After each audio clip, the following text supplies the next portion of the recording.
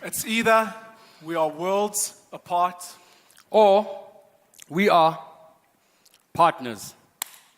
The future of our country depends on this.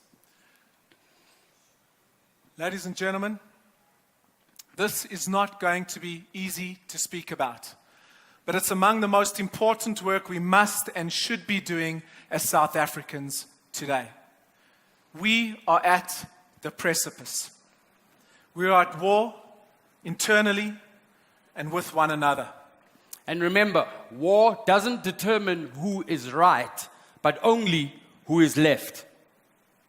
Hi, I'm Danny Kay, I'm Kabelo Mabalane, and 20 years of friendship and working together have brought us to this seminal moment.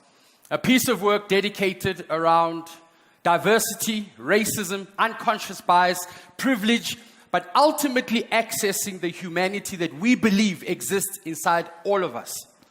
Our research will help address the wounds of our past with tools and insights to create better functioning South Africans and South African companies. Now, no one could have been more different than us. In fact, we were worlds apart. Sure. In the 1986 state of emergency, I was here.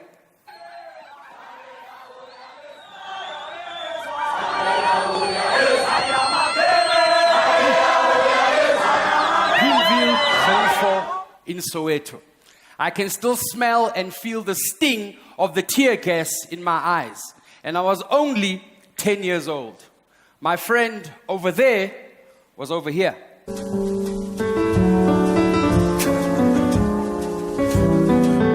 And I can still feel the soft Muizenberg sand between my toes. Just a little different, right? But in spite of all of that difference, we ended up here together, doing things like this. How the hell did we do that? Well, our situation, though it's not a common one, we believe can be a reality that exists for all of us. But let's be honest, there are roadblocks in our way hindering us from getting there. And Danny and I, over the next couple of minutes, are just going to unpack what some of those roadblocks are. First up, stereotypes. Now, I remember meeting this guy and thinking, there is no way in hell this guy can dance. Oh. And as the stereotype goes, white people cannot dance. And it turns out, I was 100% right. Hey, man, come on. I mean, Lamona, I'll jive. And I remember meeting you at the peak of your powers as part of the greatest Kwaito group that has ever existed, TKZ. Okay, stop showing off.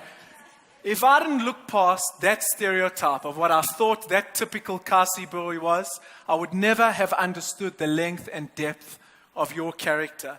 I mean, he was the best man at my wedding. This guy, that guy, unbelievable. Now, some stereotypes are humorous and are harmless, but some can be hurtful and harmful. I remember when I was in high school, a white friend of mine said to me, "Cubs, I like you. You're not like one of those blacks at the taxi rank." Something he said to this day has left me confused and rather unsettled. I mean, what was he trying to say? All black people are supposed to speak the same, dress the same, use the same mode of transport? Another place where we need to be careful of using stereotypes is in the workplace. Think about this for a second. The black executive who gets pushed up to a senior managerial role in the company. And the stereotype goes, it's a BEE or quota placement.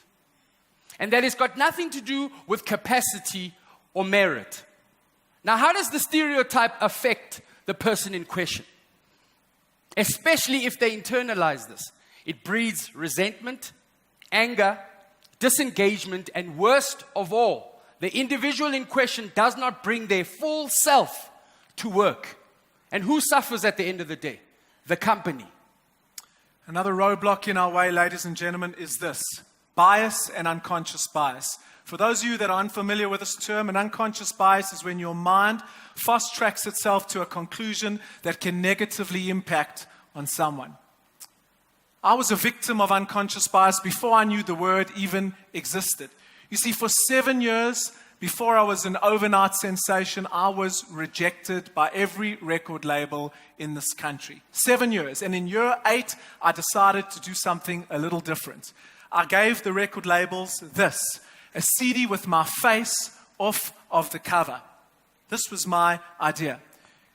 You see, I was a white guy doing black music, soul and R&B. And I had a suspicion that if they judged me on my talent alone, things may be a little different. And you know what? I was right. I was phoned and signed immediately. Immediately. And this to me was incredible. I was a victim of unconscious bias. And 6 months later, my debut single, Hurt So. Okay, you remember that. That was #1 on radio in this country. And so much talent is lost because of our biases. Now, no legitimate conversation can be had about this issue if we do not talk about privilege. I remember when I met my friend over here, coming into his world and absolutely being blown away by the kind of privilege at his disposal. And what was even more astonishing was the fact that he was totally oblivious to it. And thank God that's not the case right now. And my white brothers and sisters in the room, you can relax because you'll be happy to know, as some of you I'm sure do know, that privilege extends beyond only white privilege. There's male privilege, there's religious privilege, there's heterosexual privilege. And all we're saying is accept it, recognize it, appreciate it, and hopefully pay it forward. Now, talking about this is never easy, no matter where you are in the world, let alone in Johannesburg, South Africa. But ladies and gentlemen, racism is the dog turd in our garden that we can either ignore, pretend isn't there, or pick it up, recognize it, and finally dispose of it once and for all.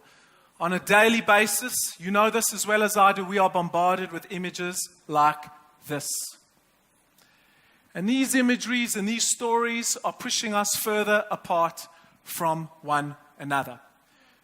Racism is a system, not an event. And we need to understand that this system is propped up on some very, very big pillars. We'll speak about one of them right now, that of segregation. I'm not speaking of or only of the Group Areas Act type of segregation we know all too well in South Africa, but rather the mental segregation that we live with in this country. We can have a black neighbor, a black colleague, but really we're no closer to one another. I'll give you an example, and it's your prerogative. You can choose to come together or stay apart, but coming together, we believe, can yield some pretty amazing dividends. Here's my example. The greatest success of my 2-decade career came in doing an album with a guy called Mduduzi Shabalala, otherwise known as Mandoza, Ngalagata, right?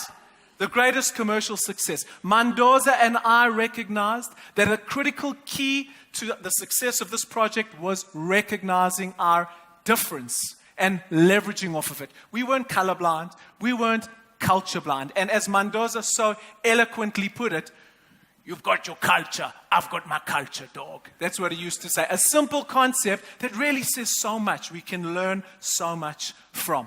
We need to break the mental bonds of segregation and come together as people in South Africa. We've been standing in front of you talking about the problems and highlighting them, but we're not giving you solutions. Let's look at some solutions that haven't worked. Legislation. Now, don't get me wrong. Legislation evolving in the right direction is a start. But it's been legislated for us to sit together, but we have not been empowered to thrive in these relationships. We've had awareness training instead of acceptance and ability training. Danny and I plan to come at this issue with a very different perspective. We're bringing the science and the soul. We're going to share our stories, our successes, and our struggles. And we believe that this will impact your organizational culture greatly. I mean, look at us as we sit here. The dividends of the sacrifice of Madiba, Mama Winnie, and so many others. We're sitting together, but are we really winning together? Now, if a black Christian boy from Deep Kloof, Soweto, and a white Jewish boy from the leafy green suburbs of Glen Hazel can find each other, understand and work through their differences. That's and end up here. That's the spirit we're trying to convey. Our relationship is evidence that diversity training and application yields dividends. And we need to commit to do this work. Because if we don't, no amount of information or knowledge of trend analysis or technological disruption or anything else matters. Because people build companies and communities. And for great companies and communities to be built, people need to come together. Now, we expect that some of you sit here liberated. We expect that some of you sit here with an uncomfortable feeling inside of you right now. And that's also okay. Let's work through that uncomfortable feeling, because therein lies the start of the healing. And then only then, can we go from being worlds apart to being partners.